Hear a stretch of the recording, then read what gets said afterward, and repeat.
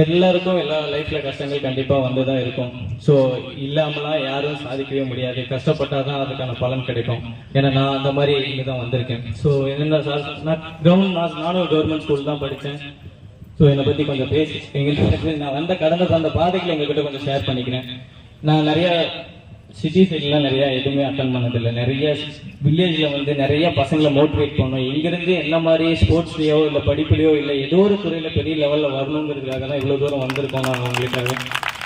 So நான் என்ன சொல்றேன்னா, ஸ்கூல் கிரவுண்ட்ல வந்து ஷூ கூட கிடையாது. ரன்னிங் ஓடுறதுக்கு அப்போ வந்து ஜிம்மு அது இது எதுவுமே கிடையாது. வெறுங்காலில் தான் ஒரு 3 years ட்ரைனிங் பண்ணுவேன். அதை வச்சு தான் போவேன். ஒரு நல்ல சாப்பாடு கிடையாது வீட்டில். அப்பா அம்மாலாம் கூலி வேலைக்கு தான் போகிறாங்க. எங்கள் வீட்டில் 5 பேர், 3 சிஸ்டரு. ஸோ நான் தான் பெரிய பையன். நம்ம ஊரில் ஒரு டிஸ்ட்ரிக்ட்ஸில் ஒரு நிறைய டிஸ்ட்ரிக்ட்ஸில் அந்த பழக்கம் இருக்குது. என்னன்னா, யாராவது ஒருத்தர் ஒரு ஒரு துறையை தேர்ந்தெடுத்து அதுக்கு போய் ப்ராக்டிஸ் பண்ணுறான் அப்படின்னா அதை வந்து மோட்டிவேட் பண்ணவே மாட்டாங்க. டிஸ்கரேஜ் தான் பண்ணுவாங்க. நான் நிறைய இடத்துல பார்த்துருக்கேன். அதை ஒரு பிடிச்ச விஷயத்த பண்ணுறாங்க அப்படின்னா அதுக்கு வந்து நிறைய பேர் அது வந்து ரொம்ப டிஸ்கரேஜ் பண்ணுவாங்க. என்னையே பண்ணியிருக்காங்க.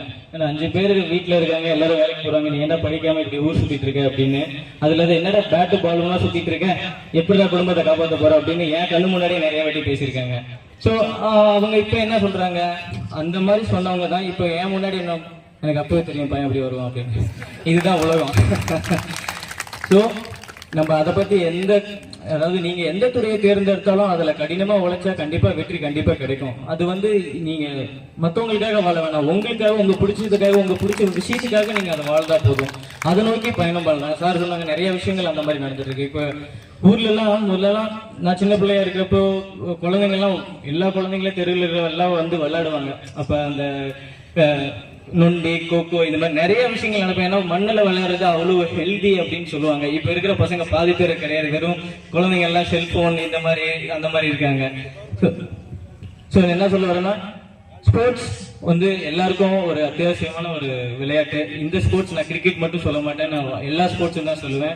அதே மாதிரி நான் ஸ்போர்ட்ஸ் மட்டும் தான் இம்பார்ட்டன்ட் அப்படின்லாம் சொல்ல மாட்டேன். படிப்பு ரொம்ப முக்கியம். ஏன்னா நான் ரொம்ப அனுபவப்பட்டிருக்கேன். எனக்கு படிப்புக்கு ரொம்ப தூரம். ஆனா நான் ஒரு ஸ்டேஜுக்கு அப்புறம் படிப்பு இல்லாம ரொம்பவே கஷ்டப்பட்டிருக்கேன். போய் அங்க லாங்குவேஜ் ப்ராப்ளம் நிறைய வாட்டி நான் அனுபவிச்சிருக்கேன்.